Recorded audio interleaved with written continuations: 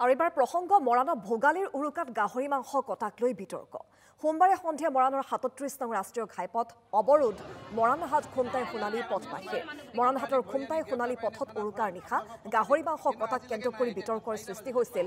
অসমীয়া ধৰ্মীয় জাতীয় চেতনা মাংস কটাক লৈ মাৰপিটত কেইজনমান যুৱক।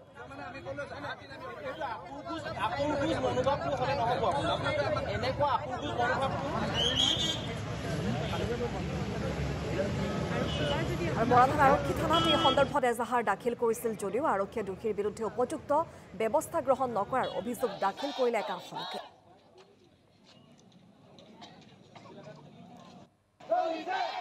ঘটনাটো গাহৰি কাটিছিলে ভেলাঘৰ আমি ভোজ খাবৰ কাৰণে উৰুকাৰ দিনতে কটা মেলা হৈ গ'ল। কটা মেলাৰ পিছত ধৰি লওক মীমাংসা হৈ গ'ল। এইটো কাটিব নালাগিছিলে বুলি ভয় ভাবুকি দেখাইছিলেহি। কাৰ পাৰ্মিশ্যন ল'লি, কাৰ পৰা সুধি কাটিছিলি, কাৰ অধিকাৰ পালি, এনেকৈ বুলি সুধিছিলে।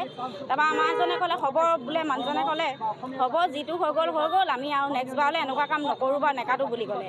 নেকাটো বুলি কোৱাৰ পিছত ইহঁতি আকৌ ৰাতিলৈ আমি ধৰি লওক ভোজ ভাজ খোৱা সময়ত আহি লৈ সিহঁতি কেইজনমান উদণ্ড যুৱক আহি লৈ আমাৰ ওপৰত মাৰধৰ কৰেহি, কাজিয়া কৰেহি আহি কিনে। ভোগালী বিহুৰ দিনাখনত উৰুকাৰ দিনাখনৰ ভোজক লৈ পিনে প্ৰীতি ভোজক লৈ যি গাহৰি কটা হওক, মাছ, কুকুৰা, হাঁহ ইত্যাদি নিধন কৰিবই।